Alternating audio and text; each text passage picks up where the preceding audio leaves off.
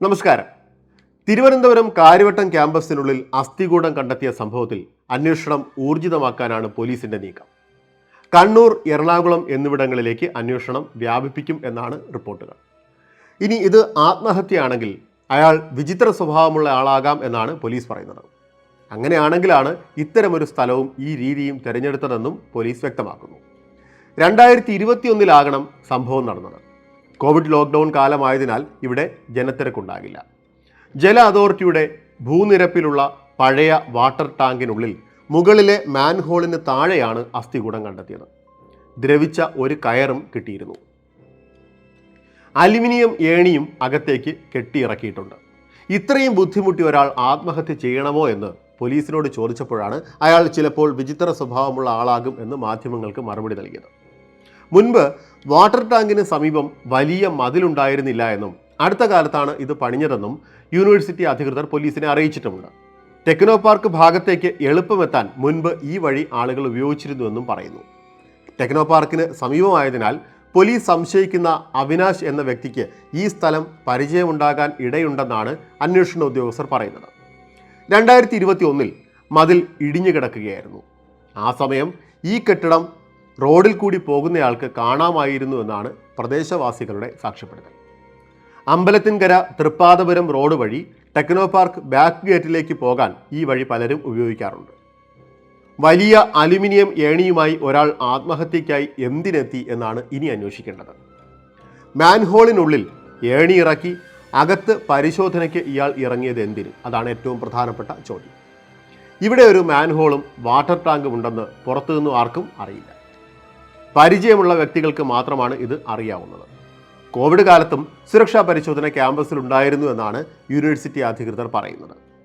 ഈ സമയം ഏണിയുമായി, അതും വലിയൊരു ഏണിയുമായി ഒരാൾ വന്നാൽ പെട്ടെന്ന് കാണാവുന്നതേ ഉള്ളൂ. എന്നാൽ ആത്മഹത്യ ചെയ്യാനാണെങ്കിൽ അയാൾ ബാഗും വസ്ത്രങ്ങളും കൊണ്ടുവന്നത് എന്തിനാണ് എന്നതാണ് പോലീസിനെ കുഴപ്പിക്കുന്നത്. പോരാത്തതിന് അവിടെ ഒരു സ്റ്റൂളും ഉണ്ട്. ഇതും പോലീസ് ഉറപ്പുവരുത്തി. മുൻപ് മതിലിടിഞ്ഞു കിടക്കുന്ന സമയത്ത് സാമൂഹ്യ വിരുദ്ധ ശല്യവും ഇവിടെ ഉണ്ടായിരുന്നതായി പറയുന്നു. മയക്കുമരുന്നുമായി ബന്ധപ്പെട്ട് ആ സമയം അറസ്റ്റിലായവരെക്കുറിച്ചും പോലീസ് അന്വേഷിക്കുന്നുണ്ട്. അതിനിടെ കൊലപാതക സാധ്യതകളും പരിശോധിക്കാനാണ് അന്വേഷണ ഉദ്യോഗസ്ഥർക്ക് ഉന്നത പോലീസ് മേധാവികൾ നൽകുന്ന നിർദ്ദേശം. ഫോറൻസിക് ലാബിലെ പരിശോധനയിൽ മാത്രമേ കൃത്യമായി മനസ്സിലാക്കാൻ കഴിയൂ എന്നും ആത്മഹത്യയെന്ന് ഇപ്പോൾ ഉറപ്പിക്കാനാകില്ല എന്നും അന്വേഷണ മേധാവി വ്യക്തമാക്കി. ഇന്ന് രാവിലെ അവിനാശിൻ്റെ രക്ഷിതാക്കൾ കാര്യവട്ടത്തെത്തും. ഇവരുടെ മൊഴി പോലീസ് എടുക്കും.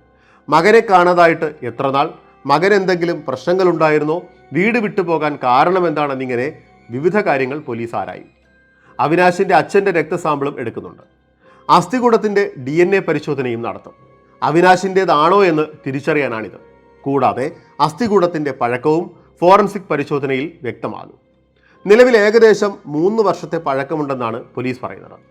അവിനാശിൻ്റെ അച്ഛനും അമ്മയും വർഷങ്ങൾക്ക് മുൻപാണ് ചെന്നൈയിലേക്ക് താമസം മാറിയത്. 2017 മുതൽ മകനെ കാണാനില്ല എന്നാണ് അച്ഛൻ എഗ്മോർ പോലീസിൽ പരാതി നൽകിയത്. അവിനാശ് ടെക്നോ പാർക്കിൽ ജോലി ചെയ്തിട്ടുണ്ടെന്ന് പോലീസ് അന്വേഷണത്തിൽ കണ്ടെത്തുകയും ചെയ്തു. ഇയാളുടെ ഡ്രൈവിംഗ് ലൈസൻസും പോലീസിന് ലഭിച്ചു. ടെക്നോ പാർക്കിൽ ഇയാൾ ജോലി നോക്കിയിരുന്ന കമ്പനിയിലും അന്വേഷണ സംഘം എത്തും. ജോലി, ഇയാളുടെ സ്വഭാവം എന്നിവ സംബന്ധിച്ചുള്ള കാര്യങ്ങൾ കമ്പനി മേധാവികളോട് ചോദിക്കും. അന്ന് ഇയാൾ ഉപയോഗിച്ചിരുന്ന മൊബൈൽ ഫോൺ നമ്പരും പോലീസ് തേടുന്നുണ്ട്.